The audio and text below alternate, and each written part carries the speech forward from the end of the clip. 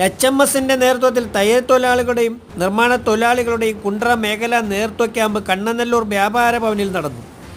ക്യാമ്പിൻ്റെ ഉദ്ഘാടനം CMB സംസ്ഥാന committee അംഗം N. മോനച്ചൻ നിർവഹിച്ചു.